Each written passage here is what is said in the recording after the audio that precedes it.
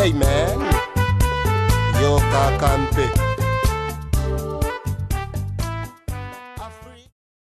Hello and welcome back to Conversations in Black. My name is Gerard Aquilo. I'm your host, and I'm pleased for this Black History Month edition to welcome a scholar all the way from France, Paris.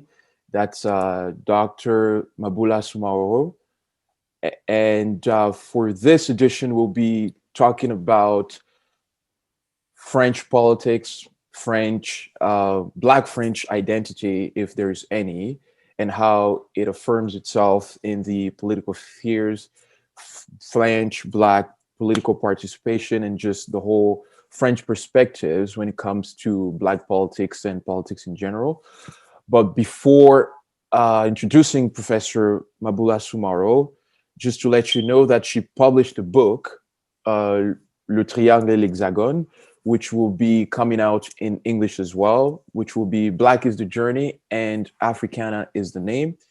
Dr. Soumahoro is an associate professor in the English department at the University of Tours in France, where she also received her PhD. She's a specialist in the field of Africana studies, where the Atlantic world, and has conducted research and taught in several universities and prisons in the United States and France, um, namely Bennington College, Columbia University in New York and Paris, Barnard College, Bard Prison Initiative in Bayview Correctional Facility, Stanford University in Paris, Sciences Po, and the prisons in Bois d'Arcy, Villepinte, which is a juvenile detention, and also in Frest. I don't know if I'm pronouncing this right. And from 2013 to 2017, she served as a member of the National Committee for the Memory and History of Slavery. And since 2013, she is also the president of the Black History Month, an organization dedicated to the celebration of Black history and cultures throughout the world. And her research interest is mostly US studies, African American studies, African studies, Black European studies, Black nationalism, and religion. So without further ado, let us welcome Dr. Maboula Soumahoro. So, Hello, Dr. hello. Soumahoro, thank you very much for accepting the invitation and accepting to do this conversation with us. Thank you for having me. Yeah, appreciate that. So, let's jump right away into the conversation because I said this will be more politically focused and centered. Mhm. So we'll start with this question: is there a Black French identity? And if yes, how does it affirm itself, or how do you define it or frame it? I think this is a complex question from the get go. I don't know if I can answer straightforwardly. There are Black people in France, there are people of African descent, recent descent, or more distant. I'm talking about, for instance, the post colonial immigration that comes from the African continent, the former French colonies. And I also have in mind the people, let's say, from the Caribbean or even the Indian Ocean that were at some point French colonies as well, but that since 1946 have become either departments or regions. That is to say that they didn't gain independence and they're still part of the French Republic. And those people may define themselves or they may be perceived as Black as well. So there are a lot of Black people. Is there a single Black identity in France? I'm not sure. I would rather talk about multiple Black identities. Some people would use Black, some people would use African, some people would use Caribbean, for instance, and other form of affiliations. I don't know if there's a global, I don't know, racial consciousness that we can pinpoint, but I think that in the more recent years, when speaking from hexagonal France, that is to say the European part of France, not the former colonies or the what France calls the overseas departments and regions. So if we are talking about hexagonal France, yes, there might be a growing consciousness about being Black and identifying as Black in France. Yeah, that's interesting. Then, just to follow up, because for example, in the United States, I think due to the slavery past and the, like I say, ancient presence of Black Americans in the United States, that's why when you have more recent, let's say, Black people from the Caribbean or from, I know, the continent itself, it's easier to sort of melt within that Black, American experience and just sort of just identify as African American and then go through that experience. And so to some extent, the same here in Canada, because we have all, we can date, Black presence here in Canada back in, in the 1500s. And then also some loyalists that came and some African Americans who fled during the War of Independence and even the Civil War. So it's easier to sort of identify with like that experience and sort of just blend in. So I just wanted to know what's the perspective from France, because like you said, when you have that presence from people from, let's say, Martinique and those other region, but if they are in the hexagon, yes, so maybe they're the more dominant expression of that maybe Black culture, or do we identify because of our lived experience as Black people? I think you're right to mention the as you said, ancient presence of African Americans on U.S. soil. You're right to mention the African presence throughout the entire British, empire, right? From what was to become the United States of America to Jamaica to Trinidad up to Canada, right? But I don't think this has to do only with presence, right? France as a country, as a nation state, has been in conversation, has been in contact with many Black places or Afro-descended places, African people, places all over the world. So it's not only about the presence, the contacts, the conversation. It's really also about the law and constitution. So if we use the easy example that the United States of America offers us, we know that since, 1868, African Americans became citizens of the United States, right? And the African American presence dates back to 1619. So prior the independence and the very birth of the United States, right? So it means that at least from 1776 to 1868, there has been a struggle for African Americans to achieve this citizenship. Before that, they were either slaves or they were free Blacks, but they were not citizens. But since 1868, with the 14th Amendment, they have been recognized as citizens of the United States. And this takes us back to the early presence within the confines of the United States of this Afro-descended presence. In France, the law is very different. And let's say presence in large numbers of people of African descent is more complicated. First, we need to keep in mind the empire, the colonies. So the large bulks of Black people or Afro-descended people were outside, for the most part, outside of hexagonal France. They were, as you said, in Martinique, in Guadeloupe. At some point, they were in Saint-Domingue, that has now become Haiti. They were, of course, in the Indian Ocean, as I said earlier, or on the African continent. So the massive presence of Black people within hexagonal France is a more recent phenomenon. It's really the post-colonial immigration. So after the Second World War, that more and more people, Black people, have come to France in different manners. Before the Second World War, there were soldiers at time. There were students, there were artists.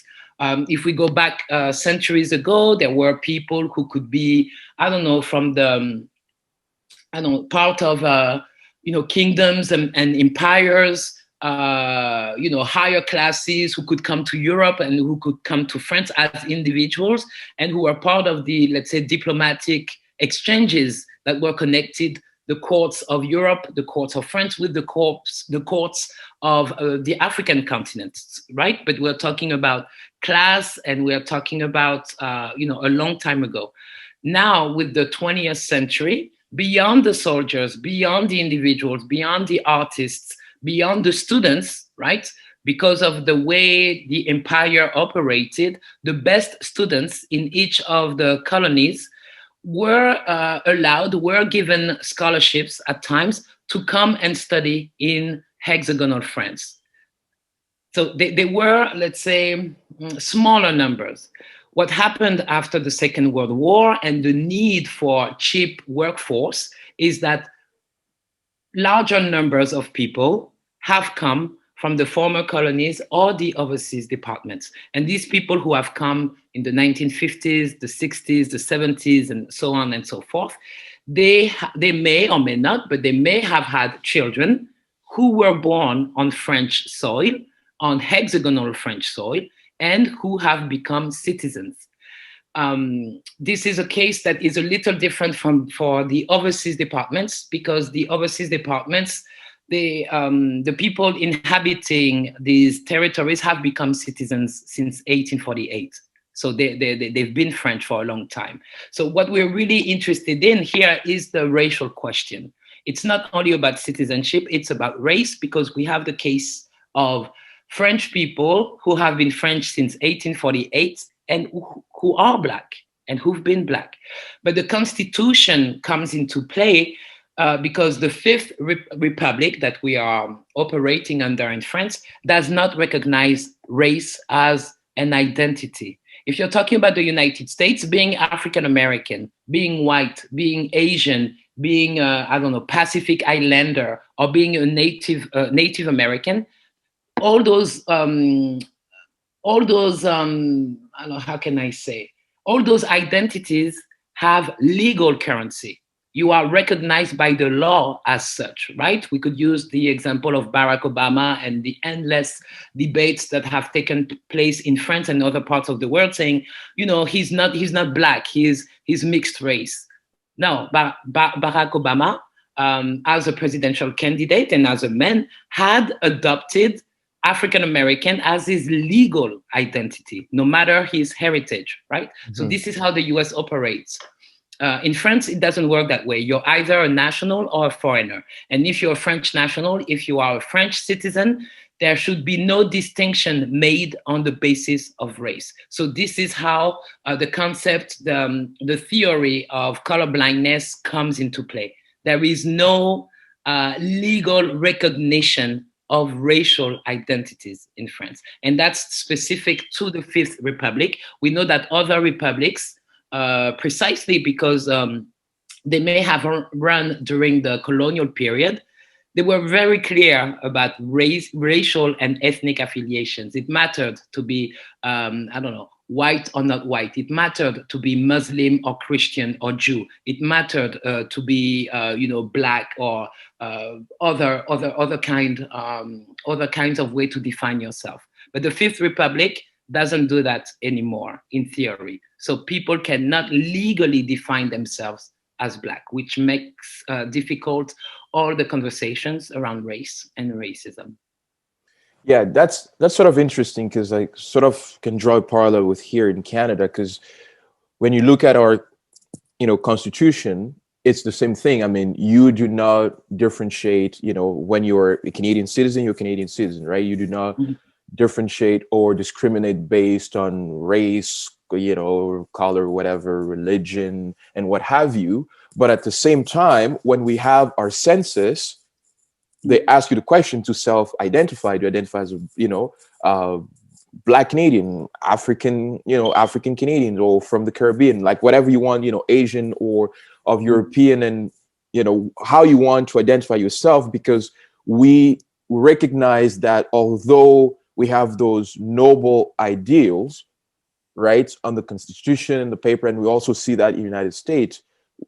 Also, we have these ideals, we have this idea, the concept of what we're trying to build, but there's also the lived experience every day within the society, right? So I don't see, maybe you can explain to us, I don't see why France sort of how do I choose my words here carefully? Because friends, I mean, yes, we can respect to some extent and buy into that idea. Of course, it's laudable not to, distinguish between citizens, which is a good thing. But also, we have to live in tune and in reality with what is happening, Of course. with the French society. And we've heard and we've seen the data, we've seen scholarly articles, and I think it's the same here in terms of employment, in terms of housing, just accessing and even culture, even in the political sphere. So when we have that sort of disparities between our laws, our ideals, and what we are living through Mhm. every day, Mhm. why is it difficult for French to reconcile both, to understand that yes, the goal is to attain this sort of, well, I don't like that, but uniformity of, let's say, recognizing that we are all on the same equal footing Mhm. as French citizens, but at the Mhm. same time also recognize the lived experience, the different lived experience of Black French citizens or Asian, descent or heritage, as opposed to white or more European. Because I mean, if even if you're Black, if you're born in France, then de facto you are, European. And I like the term you use, Afro. You're European, but I just want friends to be able to see that as a white French citizen, you have a different lived experience as a Black or Arab French citizen. So why is it difficult in France to sort of make Because that it's link? the simple I mean the question could be answered very simply. It's all about denial. It's a refusal to face reality, and it's a refusal to look at the disparities between the upheld ideals and the lived experiences, the lived realities of the citizens. That's all. And I think that it also has to do with history. As I said, France has not always been blind to race. This is a more recent phenomenon. When France was Mhm. a colonial power, France was a producer and was a manager of racial identities that it recognized by law. There were different laws, specific laws that ruled over those former colonies. Right, so it was very clear. Now, with the Fifth Republic that began in 1958, it has become, let's say, unconstitutional, illegal to recognize those differences.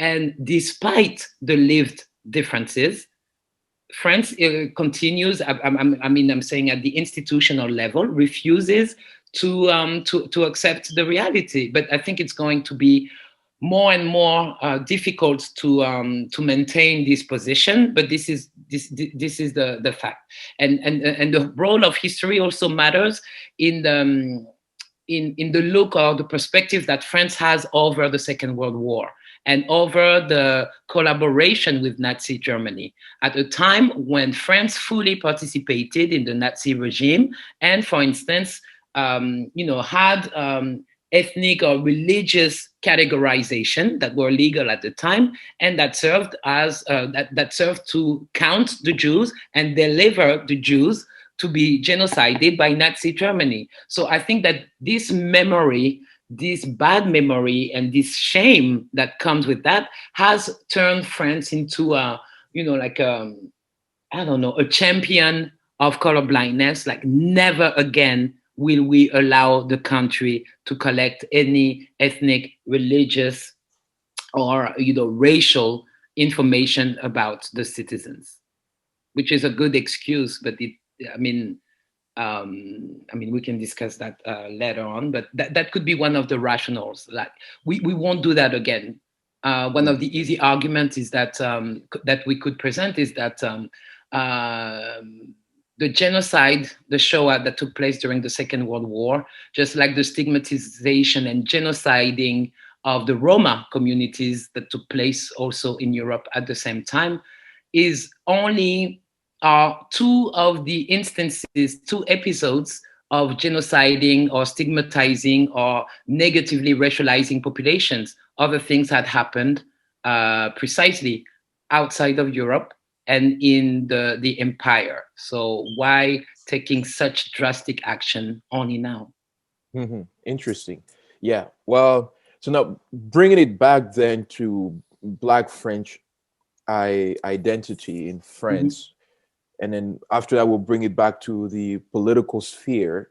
Mhm. So due to the um, globalization or more connectedness and more information about different lived Black experiences, is there a now disparity between, let's say, the older French, Black French citizens and the younger one, let's say, born in the 1980s and following, in Mhm. terms of recognizing and asserting or uniformizing the like the Black French identity? Like you said, if you're living in the hexagon, then you have that similar lived experience. So is there now a sort of, I don't want to use Parisian, but hexagonal French, Black French identity arising, with that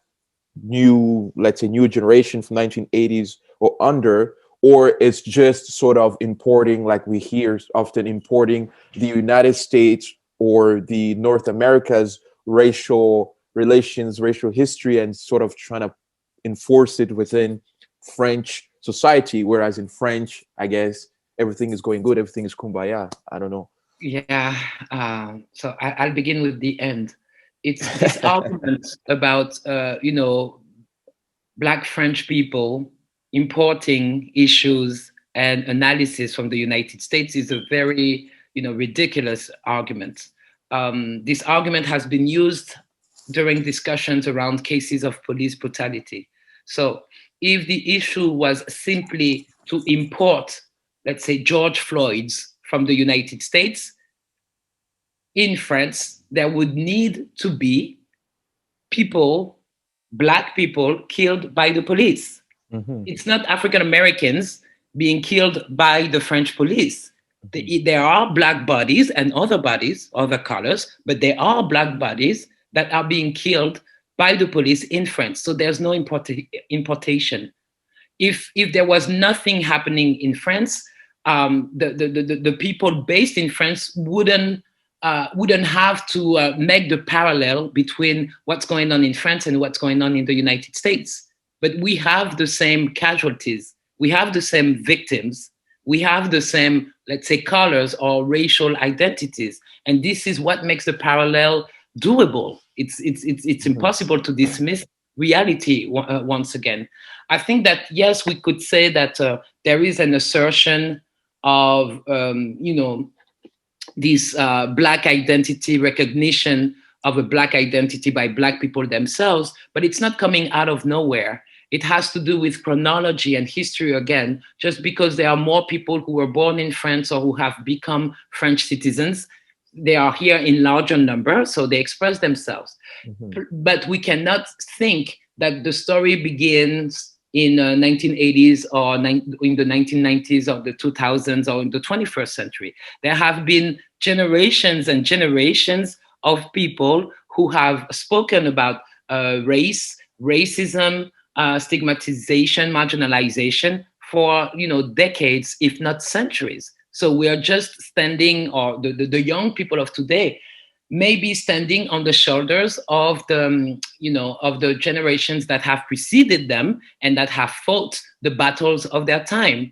If you're if you're a colonial subject, you are going to defend and you're going to talk about justice for your status as a colonial subject. If you're not a colonial subject, you are going to start discussing issues related to citizenship and other matters. So Hmm. each generation has its own battle to fight, and this is what's happening now.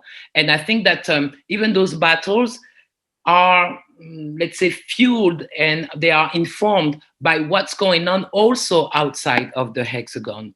So sometimes we tend to forget or not pay sufficient attention to what's going on in Martinique, in Guadeloupe, in Guyana, in in Mayotte, in Reunion Island, when some social and racial struggles being fought there can be thought out and can come and, I'm not going to say contaminate because that's a negative term, but they infuse the debates in hexagonal France.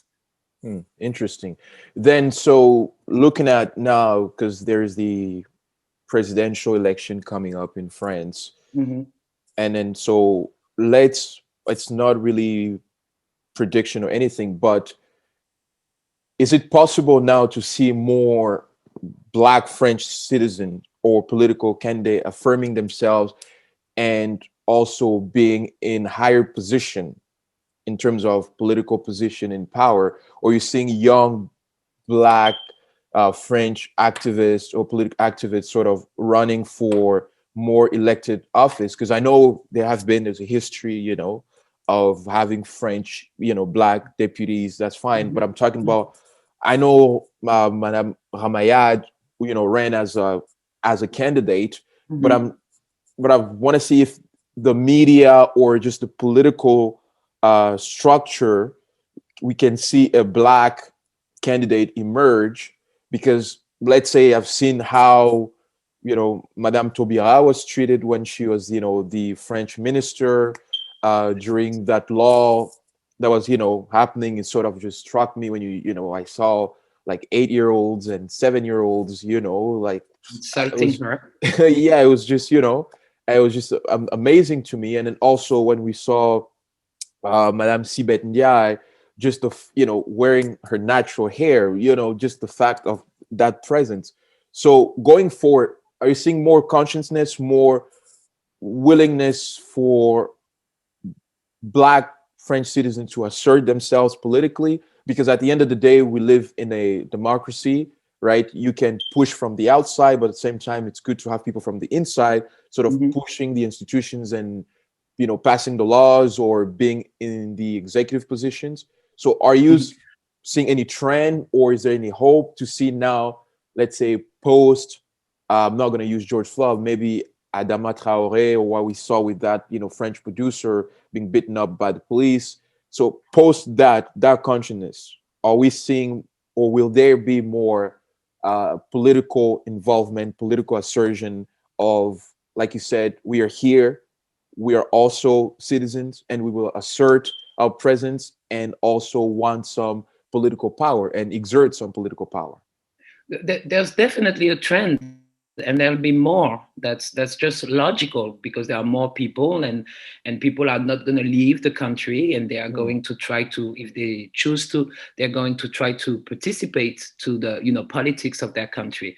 So all the names that you have already mentioned, Ramayad, Sibeth Ndiaye, Christiane Taubira, it could be Daniel Obono today. They have been models. They have been models, meaning that they have been, their faces have become public, their offices have become public, which means that people have looked at them, whether they were Black or not, is not the point. It means that they have opened gates.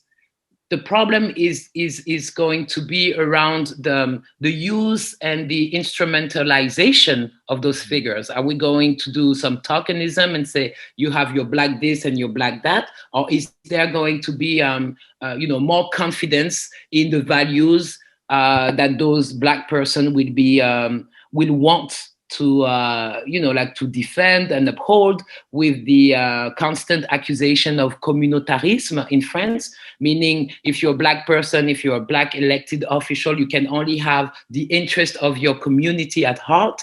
And people will say, if you talk about Black people, they will say, what about Arabs? What about Muslims? What about Asians? What about the disabled? What about the Roma community? Like, you cannot, people are still uncomfortable and in defending one particular group. But I think it will happen. It will happen, but it's going to be very tough. As you said, the treatment that the women and the persons in general that have preceded those generations have received, of course, it's not going to be an easy road. It's not going to be an easy road, because if you can see that Minister of Justice can be insulted publicly and called a monkey, at this high-ranking official, and it's still happening. We know that we have a lot of work to do. So I think that this Adama Traoré moment is only speeding up a process that was already underway. Before we get before we got any ministers or any elected officials, there had been scores of activists, of people leading and founding organizations that were already, I don't know, debating and trying to join the public debate. So politics happens at many levels. If we're looking only at institutional politics, that's only one of the many levels of the political realm, I believe. So yes, it's going to be a lot of more people, but it's going to be difficult, because this is really a major shift in the way the country seems to be viewing itself. So before the battle is won, it's going to be a hard struggle. Mm-hmm. Interesting. Then to sort of end in this, so do you think that the French political system will allow for such a candidate to emerge, let's say in those more established or mainstream political parties? I said maybe for Madame Taubira it can be easier with La Gauche or le Parti Socialiste, but seeing how things are going in Paris, I cannot predict. You never know what's going to happen. But, because there might be candidates, but let's say if there are, at the margin or at the fringe, is there a possibility you see the whole French system works politically for a major Black candidate to emerge? Because we can draw a parallel with Barack Obama. When he started, even 2007, he wasn't taken seriously until the second or third round of primaries, when they saw, okay, maybe something was happening here. And also Black Americans, and that's also maybe the issue, I don't know, Black Americans didn't believe at first, due to the history that, even though they had Jesse Jackson and stuff, like Barack Obama could emerge and be the nominee. So is there a possibility that in French we can have an emergence of a Black French candidate within those major, political parties? I think I would frame the question differently. Mm-hmm. I don't think it's the political parties. It is to the political parties to decide. The political party will have to do with reality. Mm-hmm. So if, for instance, parties want to win, if they want to gain votes, if they want to gain, territories, they'll have to deal with reality. So, of course, the structural racism slows down any process of, all processes of progress. But if the population, if the grassroots is moving, then the parties will have to catch up. Mm-hmm. They will have to. It's not that they want to, but at least strategically, if they want wins, they'll have to. Right now, the left, for instance, you mentioned the Socialist Party. The Socialist Party is no longer one of the major parties in France. Mm-hmm. There are other groups that are part of the left right now. And those other groups, for them not to die in the manner in which the Socialist Party is dying, they had to deal with reality. And they are the ones who are presenting more, diverse candidates, because that's the only way. Otherwise, they would be overtaken by the right. The right is not stupid as well, and is also capable, sometimes even more often than the parties from the left. They're also able to present, candidates of the diversity, and they'll present the candidates that will meet the needs at the moment when those needs need to be met. So I think society is evolving, and even if you look at the 2017 election and the election of Emmanuel Macron, that was not predicted. Macron was supposed to be an outsider. I'm not saying that he's an outsider because he's absolutely not, but at least he was not a public figure. And he was not, at such a young age and creating his own independent political party. This is not how things were supposed to happen. It was a surprise. So there would be more surprises. Yeah, But that's I interesting. mean, the racial issue is a complicated issue, so it's gonna take a while. But Yeah. who knows? Yeah, but you touched on when you said, just to finish on that, even from the right and the left, and also it's just the fact of, because we hear that argument as well, is just the fact of having a, let's say, a black candidate or a candidate that shares our vision or our sensibilities or our ideologies. Because let's say if you are a black French citizen of, let's say, left wing sensibility, maybe you have more in common with a white French citizen of left wing sensibilities than, let's say, a black French citizen of a right wing sensibilities. Of So course. how will that, because then now bring back the whole subject, like, are you voting for him because it's black, or are you voting for him because you sort of subscribe to his ideologies or his vision of where he wants to take the country? So Hmm. what would you answer for, if we, let's say, a black candidate from the right emerges, and you have black people from the left who will be saying, well, I mean, I don't have nothing in common with that person, I don't identify at all with that person. Hmm. Hmm. So just for the fact that he's a black French, okay, good, we see some representation progress, but maybe for us it's not seen as progress, right, Of based course. on the policies that he will Exactly. champion. So how can we sort of juggle and deal with with this subtleties of politics also? These are the subtleties of politics, and these are the subtleties of race. Race is no simple matter. Race is a complex issue, and race alone does not operate much. It's race combined with class, combined with gender, combined with sexuality, combined with I don't know what. It's so many issues. So if we if we rely on racial categories only, we can be tricked very easily. It's supposed to put, the Americans said, to put a black face in a high place, and that doesn't change the structure. That does not change the structure. And then you can have, I don't know, white people in high places and who may have the interests of populations of color at heart, but they still need to manage the need for greater presence of populations of color in those circles. So that's a very complicated issue. If it's a black face in a high place, that doesn't change anything. Barack Obama did not change the fate of the United States, because we're not talking about individuals. We're talking about institutions. We're talking about structure. So it's going to take more than individuals of color. More than that, it's going to be more than one Kamala Harris.